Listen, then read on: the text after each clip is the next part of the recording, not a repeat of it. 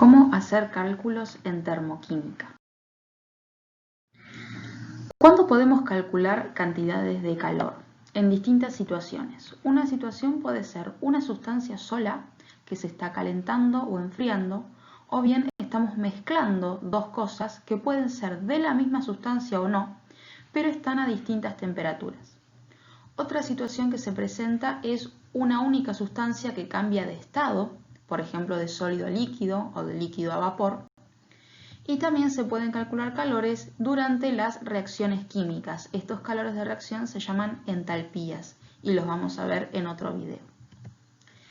Cuando una sustancia se calienta o se enfría, usamos esta ecuación, que es la masa multiplicada por el calor específico de la sustancia por el cambio de temperatura, delta T, la temperatura final menos la temperatura inicial. Este valor calor específico depende de cada sustancia, está tabulado. Y no solamente depende de cada sustancia, sino que una misma sustancia tiene distinto valor de calor específico de acuerdo al estado en el que se encuentra. No es lo mismo sólido, líquido o gaseoso. Si la sustancia está cambiando de estado, la fórmula que usamos es esta, masa por el calor de cambio de estado. Esto también es un valor tabulado que por lo general siempre es un dato en los problemas. Entonces, ¿cómo nos damos cuenta cuando tenemos que usar una u otra fórmula? Dependiendo de si existe o no un cambio de temperatura. ¿Sí? Si una sustancia o una mezcla se está calentando o enfriando, existe un delta T, un cambio entre temperatura final e inicial. Pero en un cambio de estado, no existe cambio de temperatura porque los cambios de estado, como las fusiones o las vaporizaciones, se realizan a una temperatura fija. Entonces, por eso acá en esta fórmula no hay temperatura. Por ejemplo, calcular el calor necesario en kilojoules para transformar 100 gramos de alcohol etílico líquido a 25 grados en vapor a 102 grados. Y acá me dan distintos datos, el calor específico, tanto del etanol líquido como el etanol gaseoso, fíjense que son valores distintos, incluso acá también están en unidades distintas, joules y calorías, y me dan el calor de vaporización, este sería el calor de cambio de estado, y me informa que la temperatura de ebullición del etanol es 78,4 grados. ¿Por qué me da este dato? Cuando tenemos que hacer estos cálculos de cantidad de calor, cuando estoy calentando distintas sustancias, tenemos que ver todo el rango de temperatura en el que estamos trabajando. En este caso vamos a ir desde 25 grados hasta 102, como me dice el problema. Pero ¿qué pasa? En todo este rango tengo la temperatura de ebullición por el medio. Entonces voy a tener dos estados, el estado líquido hasta la temperatura de ebullición y el estado gaseoso por arriba de la temperatura de ebullición. Entonces tengo que aplicar las distintas fórmulas que vimos recién en los tramos correspondientes. Primero, para el etanol en estado líquido, aplicamos la fórmula que tiene cambio de temperatura y vamos a usar como valor de calor específico el correspondiente al etanol líquido. Luego tenemos el cambio de estado, ¿sí? Que es la vaporización de líquido a gas. Entonces acá tengo que usar la otra fórmula.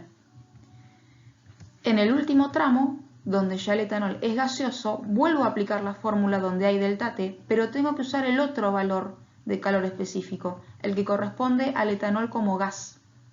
Entonces acá tengo tres valores de calor, que para calcular el calor total que yo necesito para ir desde los 25 hasta los 102 grados, tengo que simplemente sumarlos, sumar todos esos calores. Cuando los sumo, veo que hay uno de los términos que está en calorías, no en joules, entonces transformo esta caloría en los joules correspondientes y estos joules al final los voy a cambiar como me pide el problema que lo informe en kilojoules con la conversión de un kilojoule que son 1000 joules y el resultado final sería 101,1 kilojoules. Este caso particular tuvo un cambio de estado, pero puede que no. Si solamente me hubieran pedido de 25 a 50 grados, por ejemplo, solamente habría aplicado una vez esta fórmula y listo, ¿sí? O también puede ser que una sustancia pase por todos los cambios de estado, desde sólido, pasando a líquido y pasando a gaseoso. Ahí tendría un cambio de estado más que habría que sumar y tendríamos en total 5 calores. el sólido, el cambio de estado de fusión, el líquido, la vaporización y el gas. ¿Qué pasa si tengo que calcular la temperatura final de una mezcla? Por ejemplo, me pide que halle la temperatura final cuando mezclo 200 mililitros de agua a 50 grados con 150 gramos de etanol a 10 grados.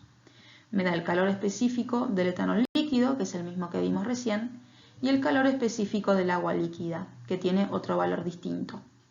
Entonces, ¿cómo hago estos cálculos de temperatura final? Tengo que pensar que parte del calor de la sustancia más caliente va a pasar a la más fría.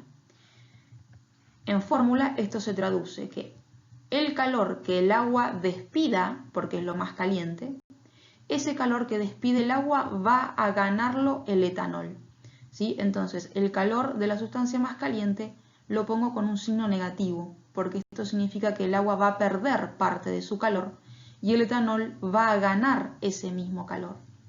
Reemplazo entonces en cada calor, en cada Q, la fórmula de masa por calor específico por delta T. Fijémonos que cada sustancia tiene su propia masa, su propio calor específico y su propia temperatura inicial, pero la temperatura final de las dos sustancias va a ser la misma, ¿sí? Porque este intercambio de calor se va a detener cuando las dos cosas tengan la misma temperatura. Entonces lo único que resta hacer acá es despejar la temperatura final, ¿sí? Como si fuera una X que me aparece dos veces en una ecuación. A partir de acá es puramente resolución matemática, así que lo vamos a ver rápido.